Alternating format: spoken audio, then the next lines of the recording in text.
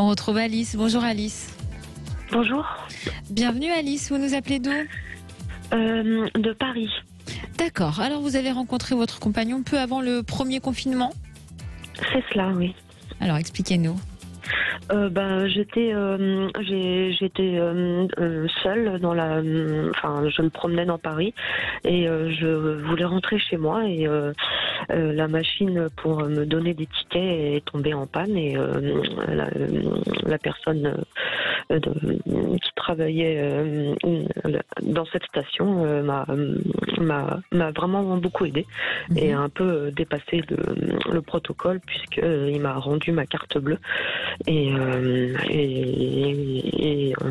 il était charmant et ça a été un coup de foudre? Oui. D'accord. Oui, vraiment. Réciproque? Oui. Je pense, oui. D'accord. Oui. Donc par la suite, vous êtes revus? Oui. Oui, très rapidement et puis ça se passait très bien, sauf qu'il habite à l'autre bout de Paris et en banlieue plutôt. Et il a un chat comme moi, donc il fallait qu'il rentre aussi rapidement pour nourrir son chat. Et en fait, c'est sa mère qui lui a vivement conseillé d'emménager chez moi. D'accord, donc ça a été très rapide l'emménagement? Au bout de combien de temps? Environ 3 mois. D'accord, et comment ça se passe alors entre vous aujourd'hui? C'est compliqué. Sur quel plan? Vous êtes différents sur la façon de voir la vie? Oui. Il est âpre, il est dur avec la vie. D'accord. Après, j'ai vraiment eu une vie extrêmement compliquée depuis ma naissance. J'en ai, excusez-moi d'être aussi trivial, j'en ai vraiment bavé. Vous pouvez même pas imaginer ce que j'ai traversé. Et ça fait pas très longtemps que j'ai cet appartement. Et c'est la première fois que j'avais mon logement à moi aussi. D'accord. Et j'étais contente qu'il emménage avec moi, mais on n'en avait pas vraiment discuté ensemble. C'est plutôt sa mère qui lui a dit c'est bête, tu payes un loyer, t'es jamais là et en plus il y a ton chat. C'est-à-dire que ça a été trop vite? Vous pensez que ça a été trop vite entre vous?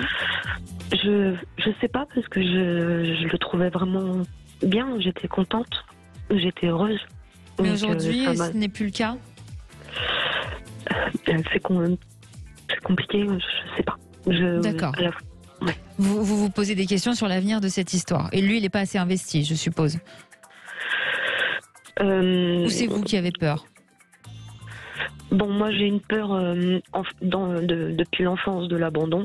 D'accord. Et après, lui, il est un peu machiste. Je pense que c'est un homme qui montre pas forcément énormément ses sentiments. Et puis il est assez, comment dirais-je, égocentrique, si je puis dire. D'accord.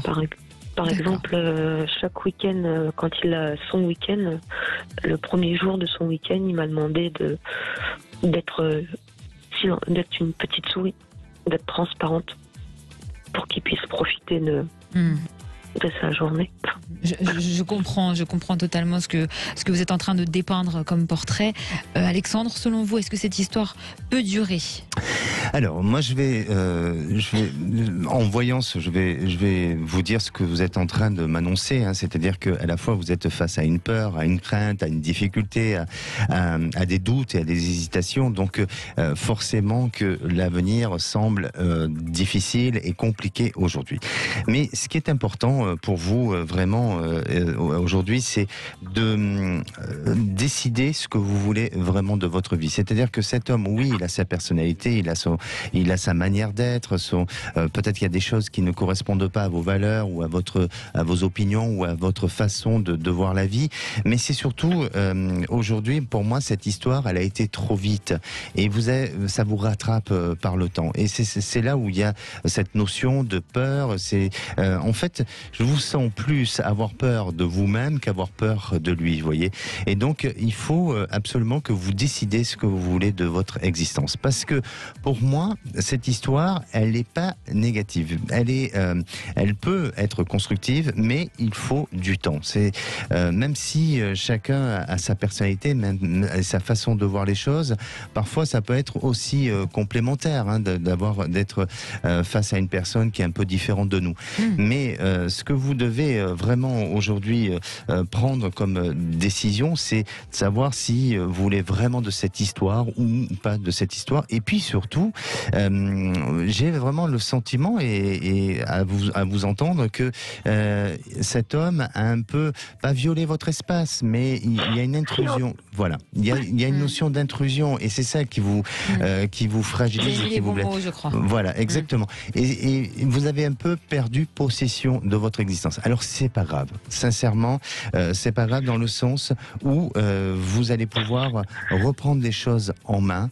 Et il faut juste avoir un langage avec vous-même et avoir cette force de vous dire à un moment donné, je veux ça et je ne veux plus ça. Et ne pas avoir peur de vous-même. Vous voyez ce que je veux dire, Alice?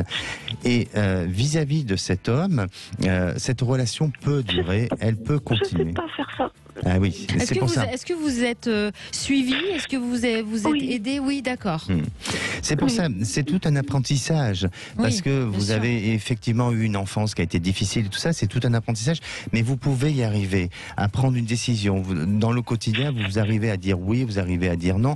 Et je sais que de l'extérieur, c'est facile à dire. Et quand on est personne peut se mettre à votre place. C'est évident, Alice.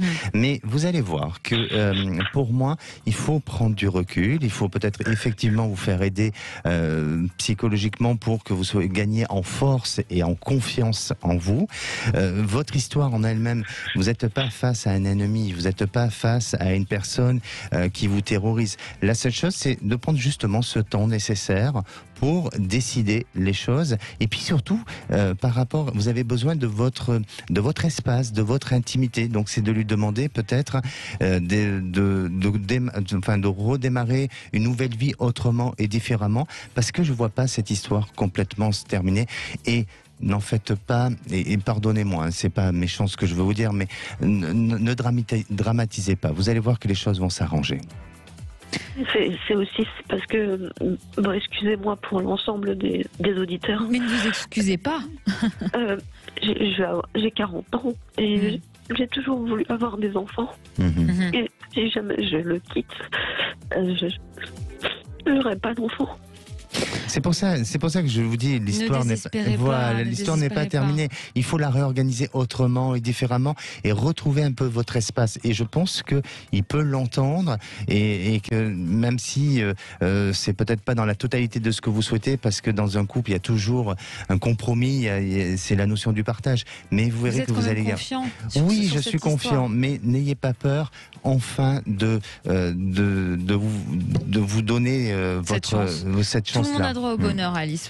Pensez vraiment à cette phrase que ma grand-mère, je raconte ma vie, mais que ma grand-mère m'a répétée souvent, et c'est vraiment vrai. Tout le monde a droit au bonheur, même vous.